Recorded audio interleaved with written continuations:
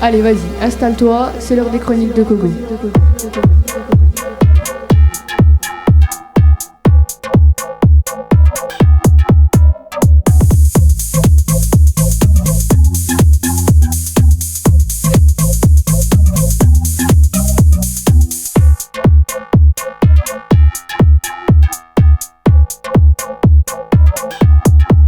Allez, vas-y, installe-toi, c'est l'heure des chroniques de Coco.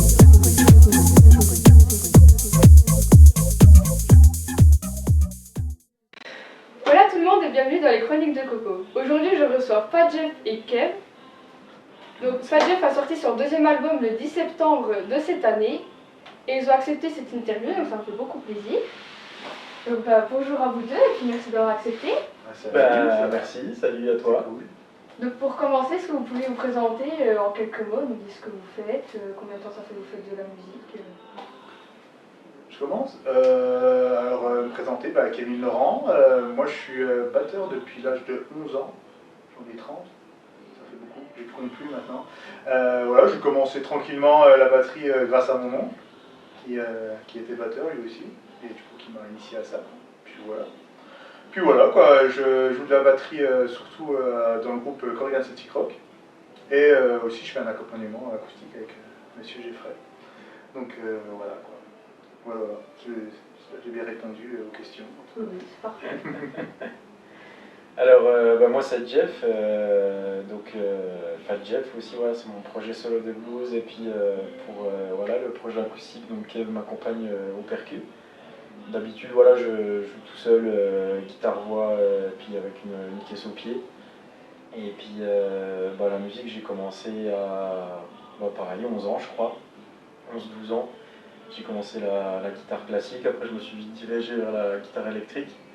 J'ai fait mon premier live à 15 ans et puis depuis que j'ai goûté à ça, c'est pas possible de m'enlever ça de ma vie. Donc voilà, je multiplie les projets, donc je suis avec Kevin dans les Corrigan Celtic Rock, dans les KCR. On fait du rock'n'roll celtique, donc j'ai Fat Jeff en projet solo. Et puis j'ai Café Noir, duo rock instrumental avec mon ami Maxime à la batterie. J'avais dit ça, j'ai fait quand même des recherches. Ouais, cool. Mais j'avais noté en plus en mémo sur ma fiche duo Café Noir et puis. Ouais. J'ai vu aussi depuis 2014 tu donnes des cours de guitare. Ouais, je suis à l'école de musique Deacon Voice Factory à Audincourt. Et puis voilà, ça fait depuis 2014 que je donne des cours. J'ai une licence de musicologie puis un DM en musique actuelle que j'ai passé à Besançon. Et puis après, je me suis dirigé tout de suite, cours de guitare, et puis on fait de plus en plus de concerts, donc c'est cool. Eh ben c'est nickel. Ouais. Donc on va revenir un petit peu sur le cube aussi. Mm-hmm. Donc là, le live est passé. Hein. Donc tu avais fait un premier passage en mai. Ouais, lors du premier confinement. Seul en électrique comme j'ai l'habitude. Et puis du coup Sylvain nous avait proposé la date. Du coup je me suis dit autant proposer le projet qui change un petit peu de forme. C'est pour ça que j'ai ramené Kev avec moi dans une formule plutôt folk unplugged. Bah oui. C'est parfait, tu réponds à mes questions sans même que je vous en ai posé. D'accord. Et du coup, comment ça s'est passé là ce soir Ouais, c'était cool. Ouais, c'était vraiment terrible. C'est passé très vite. Toujours un petit peu de stress au début. Même quand tu as une caméra devant toi, tu sais quoi là, il peut y avoir il y a des gens qui regardent, il y a les amis, il y a la famille. Et c'est toujours un petit peu stressant. Pour moi, c'est 90% pareil qu'un vrai live, quoi. Donc c'est cool, c'est une expérience super enrichissante. Ouais. C'est par rapport au public, parce que tu fais aussi des concerts en public. Est-ce que c'est vraiment. Je pense que c'est quand même très différent. C'est différent dans le sens où on n'entend pas les gens. C'est ça. On n'entend pas l'ambiance du bar ou de la salle ou du festival où on est. Mais de contact avec les gens, mais ça empêche que c'est quand même cool parce qu'avec Sylvain qui est là, en fait, je révèle un peu les petits secrets, quoi. Et on n'est pas tout seul dans le studio, il y a Sylvain qui est là en tout cas. Il nous fait souvent un petit rapport de ce qui se passe. Visuel, quoi. On l'entend pas vraiment nous dire les choses, mais visuellement il nous dit c'est cool, machin. Et moi perso, ça m'a motivé parce que j'étais un peu stressé de ce côté non humain du live dans le sens technologique, quoi. Mais du coup, c'était vraiment cool, j'ai vraiment apprécié. Oui, c'est vrai que comme le monde du spectacle maintenant, avec le confinement, c'est compliqué. C'est que c'est quand même un projet de pouvoir faire ça. Ouais. Carrément. On était vraiment contents, Ouais. on attendait cette date. J'ai l'impression que je me suis préparé comme si on allait faire une tournée de 15 dates, quoi. Exactement. Tout millimétré, voilà, on a appelé tout le monde, on a répété vraiment, dans un temps réduit, vraiment beaucoup. On voulait faire vraiment les choses bien, déjà pour proposer dans un premier temps ce nouveau projet acoustique, cette nouveau projet, Fat Jeff mais en duo. Et puis, donc voilà, on attendait ça vraiment beaucoup. Donc maintenant, on va parler un peu aussi de vos influences musicales. Parce que quand on est artiste, les influences musicales, les idoles, tout ça, c'est important. C'était qui vous a le plus inspiré, qui vous inspire encore peut-être Je commence, Le Simon. Le Simon, le Simon Phillips, par exemple, pour moi.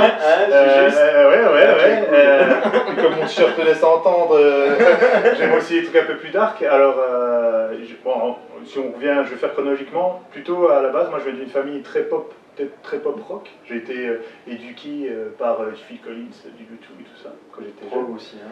Ouais, très prog, très Jet Rotu, des trucs comme ça, des trucs des années 70 beaucoup, du Purple, Led Zeppelin, tout ça, bien sûr, on s'en doute. Mais ça, c'est des grandes influences pour moi. Et après, moi, je me suis plus... Alors, j'ai eu un petit moment très jazz, que j'ai toujours, en fait. Et ça doit se ressentir, je pense, dans le live que vous venez de voir. Je sais pas si c'est en lien, mais voilà. En tout cas, j'ai eu un moment très, très jazz. Et je suis hyper influencé par tout ce qui est les classiques du jazz, du Coltrane, du Baker et tout ça. Donc voilà, et puis maintenant j'écoute aussi beaucoup de tout ce qui est post-rock, comme le Regard des hommes tombés, tous des groupes un peu plus hommes, si je peux me permettre, un peu plus hardcore, hardcore, beaucoup d'hardcore aussi, j'écoute aussi, mais voilà. Mais je suis assez ouvert, j'essaie de ne pas me fermer, parce que vu que je suis musicien, mais je suis aussi technicien son dans la vie, donc du coup, si je me ferme, je me ferme aussi des portes professionnellement, c'est bête quoi, donc j'essaie de ne pas me fermer et moi je trouve que dans chaque style musical on peut trouver une claque, de se prendre une claque quand même, parce qu'il y a quand même des super artistes partout. Donc voilà. Voilà pour moi. Et puis pour ma part, moi j'ai découvert le rock grâce un petit peu plus classique que Kev, dans l'ambiance un peu hard rock. Première cassette qui m'a mis une grosse claque, c'était les Guns N' Roses. C'était la Petite For Destruction de 88. Et puis après j'ai écouté ça. Après on m'a offert aussi le fameux live à Donington de AC/DC. Donc j'ai poncé le CD, je pense, jouer de la grappe par-dessus, faire chier mes parents parce que je jouais fort dans ma chambre et tout. Et puis après, un petit peu plus tard, le trio gagnant, c'était puis après, gros fan de Metallica. Oui. Donc assez classique, un petit peu comme tout le monde, AC/DC, les Guns, Metallica. C'était vraiment ça qui m'a forgé. Et puis après, j'ai découvert d'autres trucs, mais un petit peu comme Kev, je suis très ouvert musicalement. J'aime bien quelques branches du jazz, Miles Davis que j'aime beaucoup. Qu'est-ce qu'on peut avoir aussi? J'ai découvert le stoner aussi au début, quand j'étais adulte, avec des groupes comme Mars Red Sky ou Caius ou les Queen of the Stone Age. Donc un petit peu plus gras, donc j'ai gardé ce côté-là avec le fameux duo Café Noir. Ouais. Et puis aussi beaucoup de post-rock aussi, des choses un peu atmosphériques, un petit peu plus torturées. Et puis aussi ce qui va lier un petit peu tout, c'est aussi l'influence rock'n'roll années 50 que mes parents m'ont fait découvrir. Mon père m'a filé toute sa collection de vinyles, Eddie Cochran, Elvis Presley. Oui. Donc pour moi, c'est aussi les papas du rock, quoi. Beaucoup de blues. J'ai toujours adoré ça, je sais pas forcément pourquoi. Et puis il y a quelques années, je me suis lancé dans le blues. Et c'est aussi un style qui me tient vraiment à cœur. Voilà. Maintenant, on va rentrer vraiment dans le vif du sujet, donc ton album. Mhm. Donc, comme je l'ai dit dans l'intro, il est sorti le 17 septembre. Ouais. Donc, on peut l'écouter sur Spotify, Deezer. Ouais, du coup, je l'ai lancé sur toutes les plateformes d'écoute. Donc voilà, c'est Deezer, Spotify, iTunes Music. Et puis on peut le retrouver aussi sur des sites un petit peu plus musicaux, genre Bandcamp. On peut aussi commander l'album sur Facebook. Il y a une chaîne YouTube aussi qui est dédiée. Voilà. On a aussi un petit clip en préparation. Il y avait le premier clip de Black Car pour le premier album Tales from the Road. Et puis il n'y a pas longtemps, on a tourné un nouveau clip pour le nouvel album. Donc on peut commander tout ça sur internet. Et puis quand les lives reprendront, on peut toujours le retrouver au stand de merchandising tenu par ma femme. De toute façon, tout est dans la description là, de la chaîne. Hein. Mhm. Il y aura tous les liens et tout, même de vos réseaux, tout ça. Ouais, cool. Et puis j'ai lu aussi sur Métal Franche-Comté que tu as travaillé donc, avec les Corrigans, c'était des Celtic Rock. Ouais. Donc comment vous avez eu l'idée de travailler ensemble plein d'autres projets Moi je suis arrivé dans le groupe suite à une annonce que j'ai vue en faisant réparer un pneu. C'est ce que je raconte tout le temps, mais c'est la vérité. Donc un jour je vais faire réparer un pneu sur ma vieille voiture. Et puis je vois une annonce, groupe Celtic cherche guitariste et chanteur. Alors moi du coup j'avais commencé un petit peu guitare et chant aussi. Donc je me suis dit pourquoi pas tenter le coup. Et puis dans l'annonce il y avait écrit marqué un technicien. Donc je me suis dit si le groupe se permet d'avoir un technicien, c'est un groupe qui peut déjà tourner, qui peut promettre de belles choses. Donc j'ai rencontré l'équipe qui était un petit peu réduite parce qu'ils avaient un autre projet avant. Mais Christian a cherché du coup d'avoir des nouveaux musiciens dans le projet. Et puis je me suis pointé, j'ai fait une répète, ça s'est bien passé. Et puis après, t'es arrivé vraiment juste après, presque en même temps. Quoi. Moi j'ai vu une annonce dans mon école de batterie de Jean-Pierre Guichard, assez connu dans la région, qui était le batteur de hanche à l'époque. Donc du coup j'ai vu cette annonce, pareil, j'ai passé un coup de fil, j'ai passé un petit essai, et puis voilà. C'est comme ça qu'on s'est rencontrés en fait les deux, parce qu'on ne se connaissait pas avant ça, donc c'était 2012. 2012, été 2012. Ouais, c'était été 2012, et puis voilà quoi. Puis après, petit à petit, donc vu que c'était plutôt un projet de reprise à la base, petit à petit on a réussi à le modifier, passer tout en composition, surtout par l'influence de Jeff, qui a mis sa patte avec toute la composition. Donc, du coup, maintenant on arrive à l'enregistrement en ce moment du deuxième album, qui sortira l'année prochaine. Et voilà, donc c'est cool. Et donc, on va revenir un peu sur le premier. Donc il était beaucoup plus c'est rock, celtique, tout ça. Le des Corrigans ? Non, le Tales from the Road. Ah oui, c'est mon projet Fat Jeff, donc c'était blues assez... ça y est, je commence à perdre le fil de ce que je dis. Non, c'était le premier album, c'était les premières jetées des morceaux blues que je voulais faire découvrir. Puis c'est l'album de 2018. Par rapport, il est un peu différent quand même par rapport à Feeling Good que tu as sorti. Ouais, il est différent dans le sens où ça c'était le petit album Tales from the Road, c'était le premier, c'était un petit peu le crash test du projet. J'ai écrit des morceaux avec ce que j'avais dans la tête par rapport à mes influences blues, par rapport à mes influences rock and roll. Et du coup il est différent de Feeling Wood parce que Feeling Wood j'ai voulu proposer une version un petit peu plus modernisée du blues. J'ai galéré un petit peu dans l'écriture des morceaux pour Feeling Wood parce que je voulais proposer quelque chose de différent. Et quand on écrit un album, c'est différent d'écrire une chanson parce qu'on essaye donner du sens à tout un album, une série de 10 morceaux. J'ai l'habitude de faire 10 morceaux, j'ai l'habitude de faire 10 morceaux avec les KCR. Et je me suis creusé un petit peu plus la tête pour proposer toujours du blues, mais avec une patte perso un petit peu plus comment on dit ce mot-là, assumé dans Feeling Mood, quoi. C'est ça un petit peu voilà, la différence. Et puis je fais de l'enregistrement studio aussi, on enregistre voilà, les deux, les Corrigan Celtic Rock en ce moment. Et je voulais aussi voilà, avoir... je voulais aussi... merde. C'est perdu. Faudra couper ça, le truc. Je fais le montage demain.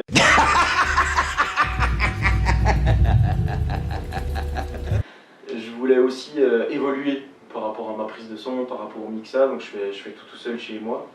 Et du coup, je pense que Feeling Mood est meilleur au niveau du son. Enfin, je l'espère en tout cas. J'ai énormément de choses à apprendre. On a toujours énormément de choses à apprendre dans la musique. C'est ça qui est un petit peu magique, c'est que on n'est jamais à la pointe à 100%. C'est ça.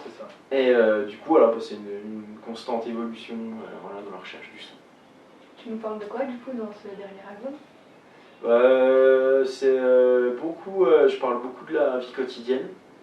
Parce que j'ai écrit les morceaux un petit peu comme ça me venait. Les plaisirs simples de la vie, toujours un petit peu voilà, les voyages, l'amitié, les moments qui ont marqué un petit peu ma vie. C'est des moments simples, c'est pas des trucs ultra fous, mais je voulais un petit peu partager ma vie voilà, à travers l'album Feeling Mood. Puis c'est aussi l'arrivée de ces fameux cigar box aussi, cigar de guitare, Laurent Girard-Clos, artisan luthier qui m'a fabriqué des instruments avec voilà, des enjoliveurs de voitures. J'aime beaucoup la culture, tout ce qui est mécanique. Ça va être un problème de famille, ça je pense. et voilà, Feeling Mood, c'est voilà, sentir le bois, c'est quelque chose qui est spontané. J'aime bien la spontanéité, puis j'aime bien offrir aux gens voilà, comment je suis dans la vie de tous les jours. Et t'as fait combien de temps à peu près pour réaliser l'album? Je l'ai enregistré pendant le premier confinement. Je me suis dit, bon, c'est l'occasion de travailler vu qu'on n'a pas de live et tout. Et puis depuis Tales from the Road qui est sorti en 2018, j'ai commencé presque après à composer les morceaux. Donc j'avais pas mal d'idées, puis je les ai centralisées un petit peu avant d'enregistrer l'album. Donc du coup dès que voilà, le premier album est sorti, je me suis attelé à la compo, comme Feeling Mood, voilà, j'ai déjà quelques riffs déjà dans la tête, un petit peu des morceaux pour la suite, quoi. Et puis voilà, sans oublier le projet acoustique qu'on a les deux, où voilà, il y a d'autres surprises qui sont en gestation. D'accord. On va donc, suite à ce deuxième album, tu as préparé une tournée. Ouais. Bon, malheureusement, les dates de fin d'année ont dû Ouais. être annulées à cause des restrictions sanitaires. Mm-hmm. Mais tu as quand même pu faire quelques dates. Ouais. Quels souvenirs tu gardes de ces dates? Le souvenir de ces dates, ça faisait du bien parce que c'était un renouveau. Au début, du coup, voilà, on n'est pas à l'aise comme sur un album où on a fait la présentation de Road. J'ai dû faire 30 ou 35 dates pour le promouvoir. Donc voilà, quand on arrive à la 30e date, on a assez confiance sur les morceaux et tout. Donc ça faisait du bien d'avoir des nouveaux morceaux dans le set, travailler différemment, comme si c'était un autre projet en fait. Et du coup, voilà, il y a eu des belles petites dates qui se sont faites localement. On aurait dû voilà, s'exporter un petit peu plus sur la tournée, mais bon, voilà, on a été pris de court par un deuxième confinement qui nous a fait pas mal de mal psychologiquement quand même. Et du coup, voilà, on est en train de préparer la nouvelle année, on espère que ça va aller mieux. Et puis voilà. Moi, j'étais venue te voir au Excello. Ah oui, ouais, c'était le 14 juillet. Ouais, et puis, ouais. J'aurais bien aimé venir le 22 novembre à Blamont, parce que moi c'est mon village natal. Hein. Ouais. Je viens de là-bas. D'accord. J'aurais bien aimé venir, mais bon, du coup, Ouais, bah ouais, à la quincaillerie, ouais, c'était... mais voilà, c'est aussi ce qui est bien, c'est que toute la communauté musicale est quand même assez... elle soutient vachement les artistes. Donc, je pense voilà, à la Poudrière, le Moloko, qui nous soutient vachement, qui ont besoin aussi voilà, d'artistes, qui ont besoin aussi de projets. On est tous un petit peu dans le même truc. Et du coup, ces dates voilà, seront reportées à l'année prochaine. Donc voilà, on garde quand même grand espoir. Quoi. Oui. Ouais. J'ai vu pour 2021 aussi, tu prévois d'aller faire quelques dates en Bretagne. Ouais, bah, c'était prévu déjà pour la tournée de la sortie de Feeling Wood. On devait aller à Lorient, on devait aller à Nantes. Du coup, ça s'est pas fait, mais voilà, on prépare tout ça pour l'année prochaine. On espère que ça va le faire. Bah, j'espère aussi. Ouais, bah ouais, c'est cool. Donc maintenant, on va parler un peu de tes guitares. Ouais. C'est quand même très intéressant. Parce que tu en as quand même quelques-unes qui sont bien différentes. Notamment celle avec les anges guitares. Hein. Ouais. Bon, celle-là, ouais, c'est celle que je préfère. Hein. Ouais. Vraiment, C'est une de mes préférées aussi. Donc, comme on disait, c'est Laurent Girardclos qui les fabrique. Et donc ça fait combien de temps que tu travailles avec lui Ouais, parce qu'il prenait des cours à l'école Sick and Voice voilà, qu'on a évoqué tout à l'heure. Et puis il a fabriqué une cigar box, donc c'est ce qu'on appelle, voilà, c'est une boîte à cigares en fait avec des cordes dans les années 30-40 aux États-Unis. Ils n'avaient pas forcément les moyens voilà, de se payer des guitares, donc ils trouvaient voilà, du matériel de récupération pour s'en concocter.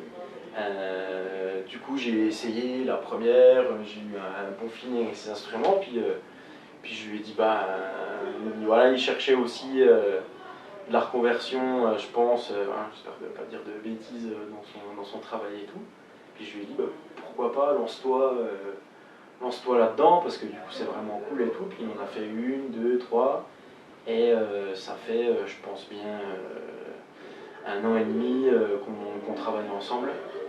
Il y a la guitare avec les enjoliveurs dans les premières qu'il avait faites que j'ai vraiment apprécié, que j'ai fini par garder. Enfin, c'est une location longue durée, hein, Laurent n'en veut pas. Il te l'a prêté, voilà. C'est ma femme qui a insisté. Et puis après, il m'en a fait une sur mesure, du coup avec un autre enjoliveur de Peugeot 304, mais dans une boîte à cigares. Et puis depuis, je fais des petits tests pour lui, on est assez proches, il fait pas mal d'expos sur mes concerts, donc voilà, c'est cool d'être les deux, et puis pouvoir faire la promo de tout ça, musicale et artisanale en même temps. Oui, parce que c'est quand même intéressant de faire des guitares aussi originales. Ouais. Plein de choses. Ouais. Et puis même au niveau du son, quoi, j'aime beaucoup voilà, les guitares en général, c'est sûr. Il y en a plein à la maison. Mais j'aime bien voilà, ce truc de faire de la récup, de créer des choses presque à partir de rien, et qui sonnent, qui ont vraiment une identité particulière quand on les joue. Quoi. Surtout dans ce style-là, parce que le blues s'y prête vachement. Ça peut être utilisé dans plein de styles, hein. Je pense au style un peu traditionnel, folklorique. Ça peut être vachement bien utilisé aussi, mais le blues, voilà, il y a un truc qui lie un petit peu le style blues avec ses cigar box et puis ses instruments de sortie de nulle part. Donc dernier sujet. J'ai vu sur ton Facebook que tu étais allé à la maison d'arrêt de Belfort. Ouais. J'ai pas trouvé beaucoup d'informations. Ouais. Est-ce que tu peux nous parler un peu de ce projet Eh bien, ce projet-là, en fait, c'est la Poudrière, donc la salle de concert de Belfort, qui est située juste en dessous le Lion, sur le parking de l'Arsenal, qui m'a proposé de faire des ateliers d'écriture avec les détenus de la maison d'arrêt. Donc c'est Mélanie, qui est chargée des actions culturelles, qui m'a mis sur le projet. Et pendant 2 semaines, c'était pendant les vacances de la Toussaint, je suis allé tous les jours voir les détenus. Et puis du coup, je leur ai montré un petit peu les ficelles de la composition, de l'écriture. Et on a fait le projet avec eux. Donc ça c'était vraiment cool, c'était 2 semaines vraiment chouettes. De par déjà voilà, l'expérience humaine, parce qu'on a toujours voilà, des a priori et tout, et puis c'est surtout ça voilà, que je voulais un petit peu dénoncer entre guillemets. C'est pas parce qu'on est voilà, en maison d'arrêt qu'on peut pas participer à la culture, ou qu'on peut pas profiter voilà, des plaisirs qu'ils nous ont offerts voilà, quand on est là-bas. Donc voilà, il y a eu une session d'écriture pendant 2 semaines, il y a eu un concert d'introduction pour leur présenter un petit peu ce que je faisais en tant que Fat Jeff. Et puis 2 semaines s'en s'est suivi, on a failli faire le concert de restitution, mais voilà, on s'est fait un peu couper l'herbe sous le pied. Voilà, mais il y a eu vraiment des belles choses, et puis c'était une expérience humaine super enrichissante. Donc je remercie encore voilà, Poudrière de m'avoir fait confiance sur ce coup-là. Et c'était vraiment chouette. Ouais, puis je pense qu'eux aussi, à la maison d'arrêt, ils doivent être contents de voir un peu autre chose. Ouais, carrément, de sortir un petit peu du quotidien. J'ai rencontré des belles personnes. C'est sûr que voilà, j'aime bien cette philosophie-là, c'est de ne pas être dans le jugement, parce qu'on ne peut pas juger les gens si on ne les connaît pas. Donc voilà, j'ai voulu faire ma part du travail, puis leur apporter un petit peu de liberté. J'ai osé voilà, utiliser ces mots-là, la liberté, s'évader pendant quelques heures, et puis leur proposer une activité culturelle qui leur ont plutôt plu. Donc voilà, Ouais, je trouve ça vachement bien. ouais. Bah merci. On fait de notre mieux On essaie. pour sauver notre culture.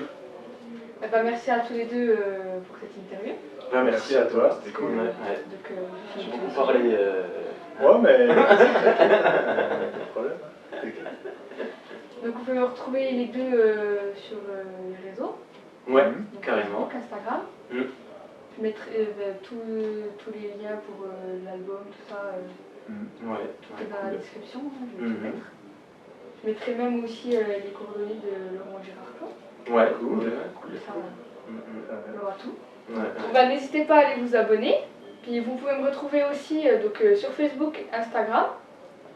Donc tout est dans la description, vous pouvez aller voir tout ça. Et puis à la prochaine pour une nouvelle interview. Allez, Salut. coupé.